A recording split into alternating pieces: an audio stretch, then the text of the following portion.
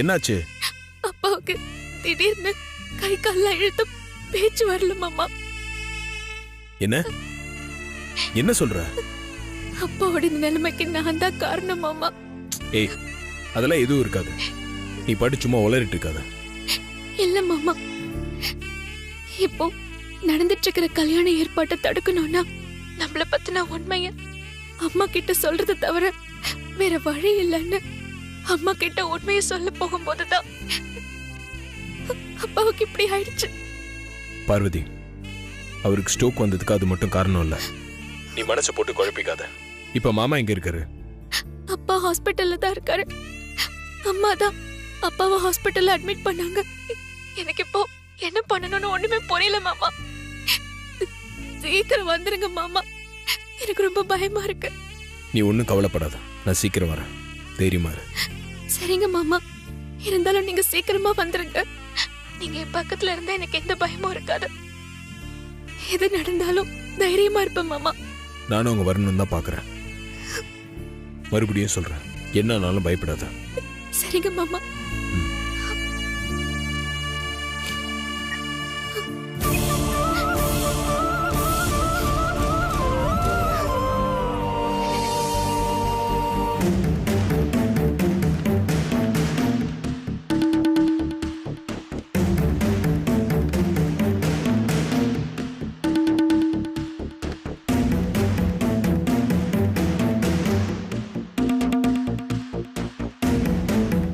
அகிலா, சொல்லுங்க.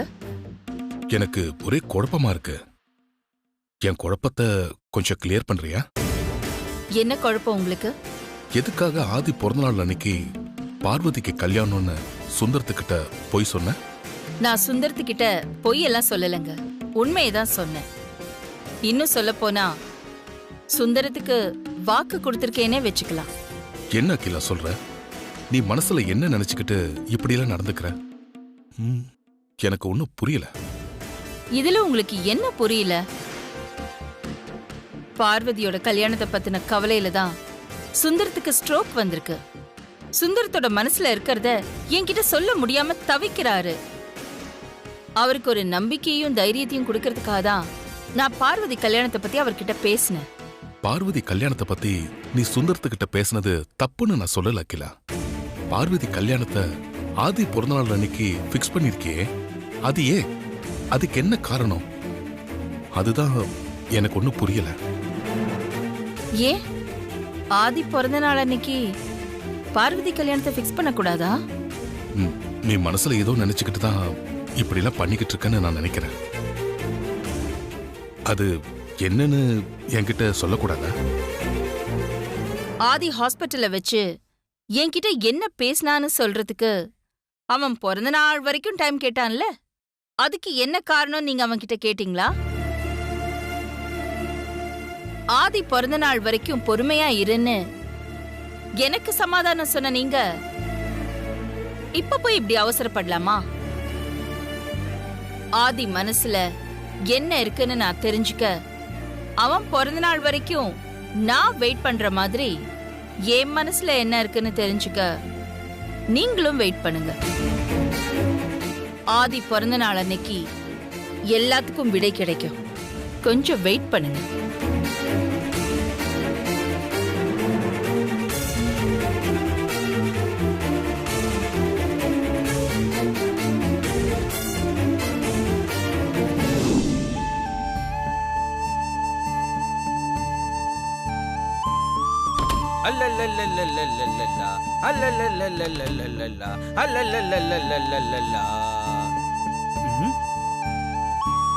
ஐசுமா என்ன இன்னைக்கு மூட் அவுட்ல இருக்கா? போய் பாப்போம்.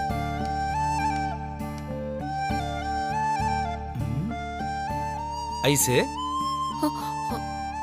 என்ன ஐசு யோசிச்சுக்கிட்டு இருக்க? பார்வதி பத்தி தான் யோசிச்சுட்டு இருக்கேன் அருண். அண்ணி பத்தி யோசிச்சுட்டு இருக்கியா? ஏன் அன்னைக்கு இப்ப என்னாச்சு? என்ன அருண் இப்படி கேக்குற?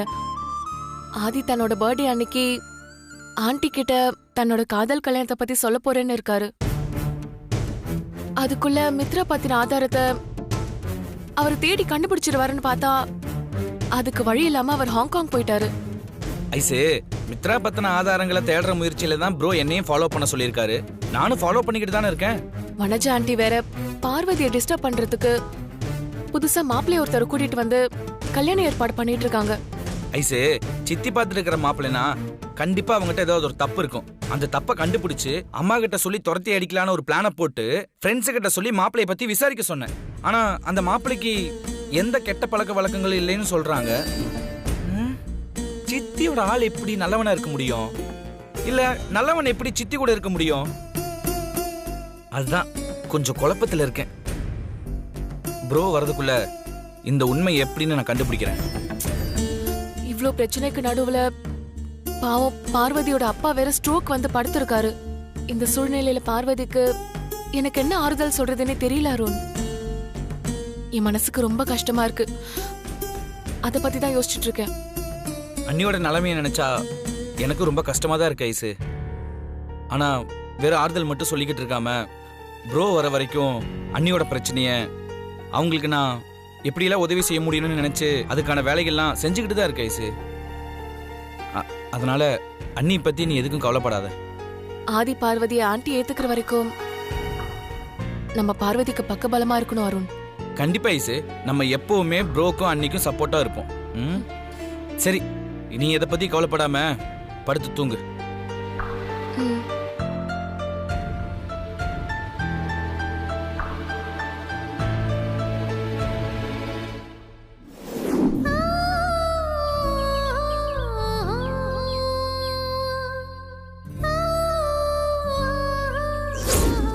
வர்ற ஆதியோட பிறந்த நாள் அன்னைக்கு பார்வதிக்கும் ரிஷிக்கும் கல்யாணம்.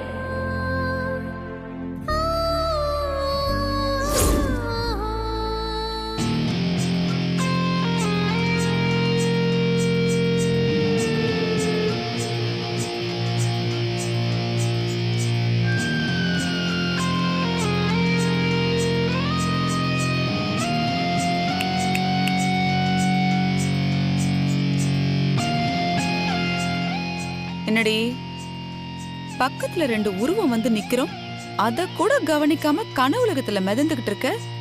அப்படி என்ன மேடம் யோசனை பண்ணிட்டு இருக்கீங்க? ஓ கரெக்ட். உன் அப்ப கை கால் வராம இழுத்துக்கிட்டு ஹாஸ்பிட்டல்ல படுத்துட்டு இருக்கானே, அந்த ஆளை பத்தி யோசிச்சுட்டு இருக்கியா? இல்ல ஆதி பிறந்த நாள் அன்னைக்கு உனக்கும் ரிஷிக்கும் கல்யாணம்னு அக்கா சொன்னாங்களே, அந்த கல்யாணத்தை பத்தி நினைச்சு கனவு கண்டுகிட்டு இருக்கியா? இருக்கும்ல. அதுவும் இல்லன்னா ஏற்கனவே கல்யாணம் பண்ணிக்கிட்டு இருக்கோமே, அந்த கல்யாணத்தை மறைச்சு இன்னொரு கல்யாணம் எப்படி பண்ணிக்கிறதுன்னு நினைச்சிட்டு இருக்கியா? நானே என் அப்பாவை நினைச்சு கவலையில இருக்கேன். இந்த நிலைமையில கூட ஏன் என்ன தேடி வந்து இப்படி டார்ச்சர் பண்றீங்க? டார்ச்சரா? ஏண்டி, உன் அப்பனுக்கு கை கால் வராம போனதுக்கு காரணமே நீயா தாண்டி இருப்ப. இப்படி வாய்க்கு வந்ததெல்லாம் பேசிட்டு இருக்காதீங்க. இப்ப என்ன வேணும் உங்களுக்கு? என்ன ஆண்டி உங்ககிட்டயே கோவமா பேசிட்டு இருக்கா? அவ்வளோ தைரியமா இவளுக்கு? உண்மையா நேர்மையா இருக்கிறவங்க யாருக்கும் பயப்படணுங்கிற அவசியம் இல்ல. ஓ, அப்போ நீ உண்மையா நேர்மையா இருக்க, அப்படிதானே? அதுல உங்களுக்கு என்ன சந்தேகம்? சரி, அப்ப நீ எனக்கு ஒரு உண்மையா சொல்லு. உனக்கும் ஆதிக்கும் கல்யாணம் ஆயிடுச்சு தானே? நீ இல்லைன்னு சொன்னாலும் நான் நம்ப போறது இல்லடி. எனக்கு என்னமோ உங்க ரெண்டு பேருக்கும் கல்யாணம் ஆயிடுச்சோன்னு ஒரு சந்தேகமா தான் இருக்கு. அதுக்கான ஆதாரத்தை தான் தேடிக்கிட்டு இருக்கேன். ஆதாரம் மட்டும் கையில கிடைக்கட்டும் மகளே, அப்ப இருக்குடி உனக்கு.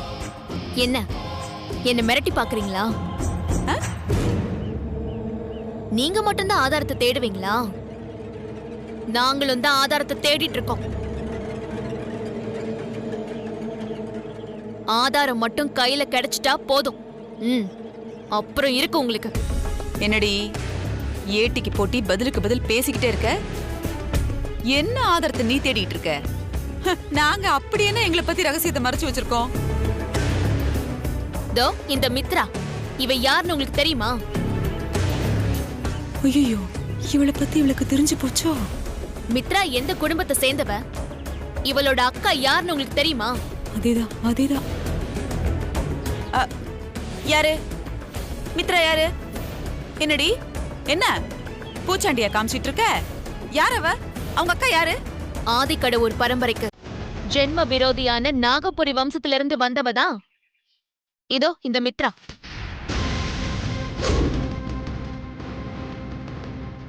அம்மாவால மணமேடையில இருந்து விரட்டி அடிக்கப்பட்ட நந்தினியோட தங்கச்சி தான் இந்த மித்ரா. அடிப்பாவி, கரெக்டா சொல்லிட்டா. சும்மா சொல்லக்கூடாதுரி. நீ நல்லாவே கதை சொல்ற. பரவாயில்ல, புத்திசாலிதான். ஏண்டி, உன் கல்யாணத்தை பத்தின ரகசியத்தை நான் கண்டுபிடிச்சிருவேன்னு என்ன டைவர்ட் பண்றதுக்காக மித்ராவை பத்தி இல்லாததும் பொல்லாததுமா என்கிட்டயே தப்பா சொல்றியா நீ? இதெல்லாம் தெரியாம தான் அக்கா இவ்வளவு மருமகளா கொண்டு வந்து வீட்டுல உட்கார வச்சிருக்காங்களா? பாத்தீங்களா ஆண்டி, இவ தப்பிக்கிறதுக்காக என்ன பத்தி தப்பு தப்பா சொல்லிட்டு இருக்கா. நான் ஒன்னும் தப்பா சொல்லல. உன்னை பத்தின ஆதாரத்துக்காக தான் காத்துட்டு இருக்கோம். உங்களுக்கு ஆதாரம் முதல்ல கிடைக்குதா இல்ல எங்களுக்கு கிடைக்குதான்னு பாப்போம்.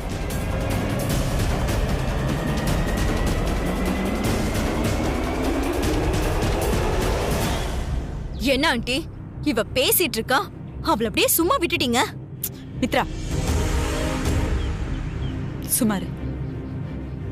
நீ நாகபுரி வம்சத்தை சேர்ந்தவ, நந்தினியோட தங்கச்சிங்கிற விஷயம் எனக்கு தெரியும்னு அவளுக்கு தெரிஞ்சதுன்னா அத அப்படியே ஆதிக்கிட்ட போய் சொல்லுவா. ஆதிக்கு இந்த விஷயம் தெரிஞ்சதுன்னா அவன் சும்மா இருக்க மாட்டான். அகிலா கிட்ட சொல்லுவான். அகிலாக்கு இதெல்லாம் தெரிய வந்ததுன்னா உன்னை விட்டாலும் விட்டுருவா, என்ன உயிரோட விட மாட்டான். துப்பாக்கியை தூக்கிட்டு வந்துருவா. அதனாலதான் அவ எனக்கு இந்த விஷயம் எல்லாம் தெரியுமான்னு கேட்டப்ப நான் அப்படியே பிளேட்டை திருப்பி போட்டு அவளை ஏதோ சொல்லி சமாளிச்சிட்டேன். ஆமா ஆண்டி, நீங்க சொல்றதும் கரெக்ட் தான். அண்ணா அண்ணான்னு வாய் நிறைய கூப்பிட்டு வாய்க்கு ருசியா சமைச்சு போற பார்வதி தங்கச்சிக்கு நம்ம ஏதாவது நல்லது செய்யணும். ஆதி மாப்பிள்ள பார்வதி தங்கச்சி காதலுக்கு யாரு குறுக்க வந்தாலும் அவங்களை ஏதாவது ஒரு வழி பண்ணணும்.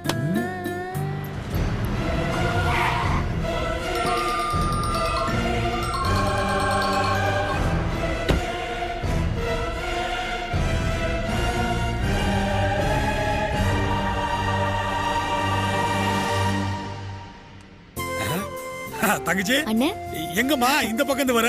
கோயிலுக்கு போயிட்டு வரியா? ஆமா அண்ணே. என் குறைய கடவுள்கிட்ட தானே முறையிட முடியும்.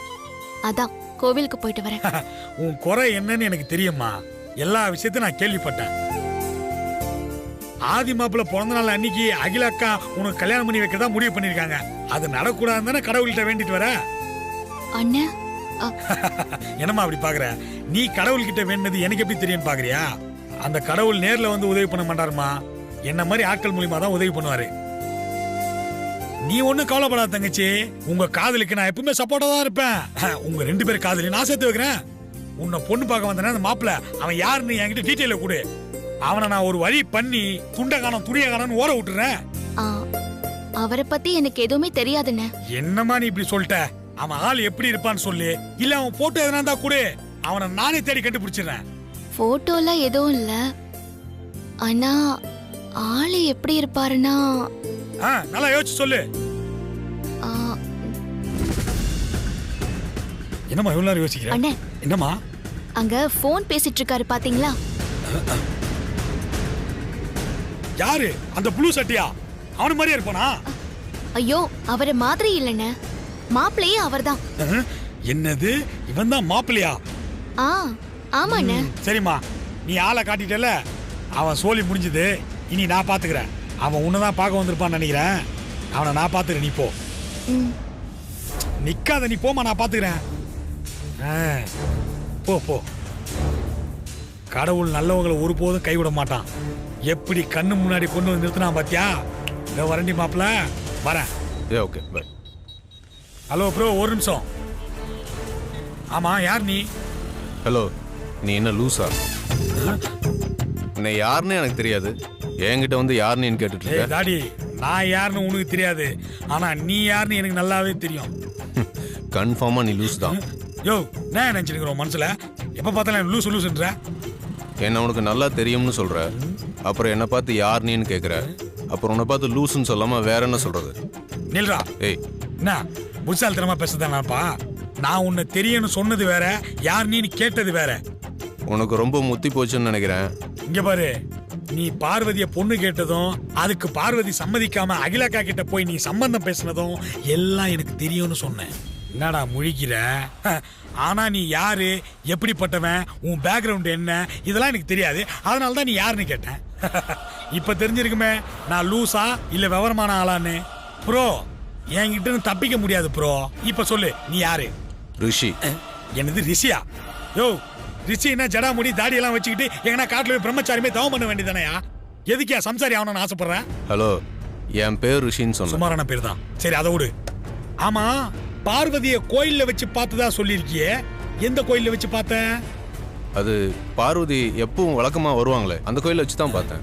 ஏன் எப்பயுமே போற கோயிலுக்கு பேர் இல்லையா? என்னடா திரு முடிக்கிற? சொல்லு. சரி, கோயில் பேரு ஞாபகம் இல்லைன்னே வச்சுக்குவோம். பார்வதி வழக்கமா வர கோயிலுக்கு நீ இப்பதான் முதல் தடவை வரியா, இல்ல இதுக்கு முன்னாடியே வந்திருக்கியா? நீ வழக்கமா வர கோயில்னா கோயில் பேரு எப்படி மறந்து போவோம்? நீ வழக்கமா வர கோயில்னா பார்வதிய பார்த்தது இல்லையா, இப்பதான் பாக்குறியா? இல்ல பார்வதிய பாக்குறதுக்காகவே கோயிலுக்கு வந்தியா? சொல்றா சோன் பப்படி மூஞ்சி, மாட்டினியா? இந்நேரம் நான் டான் டான்னு கேட்ட கேள்விக்கு நீ டக்கு டக்குன்னு பதில் சொல்லிருக்கணும். நான் எதுக்காக உங்ககிட்ட போய் சொல்லணும்? முதல்ல நீ யாரு? தமிழ்நாட்டுல என்ன பார்த்து யாருன்னு கேட்ட முத ஆள் நீதான். இப்ப ரெண்டாவது ஆளு?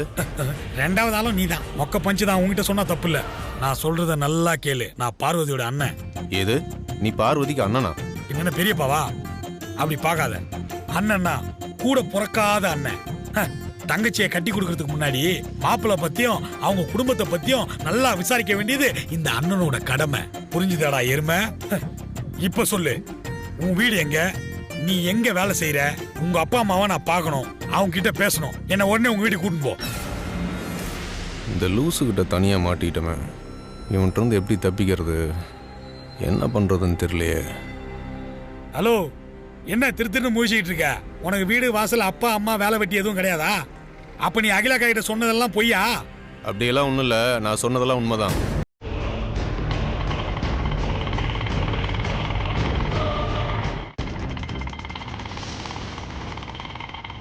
வடிவேல் இங்க என்ன பண்றா?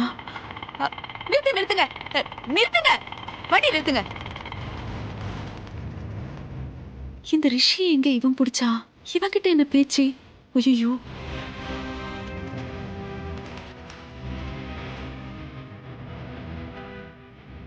ரிஷிய பார்த்தா வடிவேல் கிட்ட மாட்டிக்கிட்ட மாதிரி தெரியுதே. எதையாவது உணரி வச்சிட்டு போறான். எனக்கு என்னமோ நீ பார்வதி மேல ஆசைப்பட்டு கல்யாணம் பேசுனதா தெரியல. உன் பின்னாடி யாரோ உன்னை இயக்குற மாதிரியே தோணுது. அழகான பொண்ணுங்களெல்லாம் கல்யாணம் பண்ணி ஏமாத்துற மோசடி கும்பலை சேர்ந்தவன் தானே நீ? டேய், போய் சொல்லாம சொல்றா. உன் தாடியை பார்த்தாலே நீ டவுட்டா இருக்குது. டேய் கேடி, சொல்லு, இல்ல உன்னை விட மாட்டேன். சொல்ல போறியா இல்லையா? மோசடி கும்பலை சேர்ந்தவன் தானே நீ? சொல்றா, சொல்லு. என்ன பண்ணிட்டு இருக்க நீங்க? வா மனஜா, இங்க பத்தியா இவன? மனஜா, எனக்கு இவன் மேல சந்தேகமாவே இருக்கு. நான் கேட்கிற கேள்விக்கு ஒண்ணுக்கு கூட இவன் ஒழுங்காவே பதில் சொல்ல மாட்டான். பேந்த முழிக்கிறான். கேள்வி கேட்டானா? நான் சொல்ல எப்படி முழிக்கிறான் பாரு. இவன் பார்வதிக்கு சரியான மாப்பிள்ளை இல்ல மனஜா. இவன் ஒரு ஃப்ராடு பைய. இவனுக்கு பின்னாடி ஏதோ ஒரு பெரிய சதி இருக்கு. பெரிய சிபிஐ ஆபீசர் வா என் கூட. என்ன இங்க கூப்பிடுற? நீ வா சொல்றல. போய்டுவான். அவன் நாக்க புடுங்கற நான் வார்த்தை கேட்டு வரேன். இரு. வடிவே, மண்டையில கொஞ்சமாவது மசாலா இருக்கா? அகிலாக்காவே இந்த மாப்பிள்ளைய பார்வதி கல்யாணம் பண்ணணும்னு பேசி முடிவு பண்ணி வச்சிருக்காங்க. நீ என்னமோ பெரிய சிபிஐ ஆபீசர் மாதிரி நிக்க வச்சு விசாரணை பண்ணிட்டு இருக்க. இது அகிலாக்காவே சந்தேகப்படுற மாதிரி ஆயிடும். ஆமா, நீ எதுக்கு அந்த சமையல்காரி கல்யாண விஷயத்துல இவ்ளோ அக்கறை எடுத்து விசாரிச்சிட்டு இருக்க? இங்க பாரு மனஜா, உன்ன மாதிரி நன்றி கிடத்தனமாலாம் என்னால இருக்க முடியாது. பின்ன என்ன, பார்வதி எனக்கு வாய்க்கு ருசியா நல்லா சமைச்சு போட்டிருக்கு. வாய் நிறைய என்ன அண்ணா அண்ணான்னு கூப்பிடுது.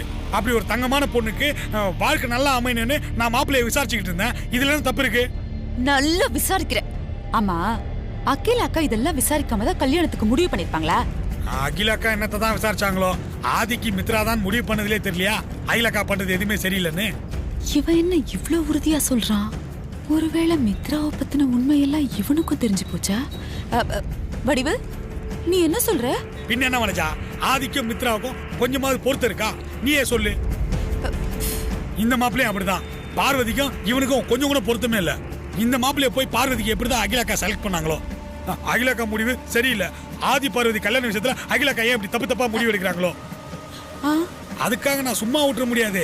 அந்த மாப்பிள்ளைய பத்தி எனக்கு ஃபுல் டீடைல் தெரிஞ்சாகணும்.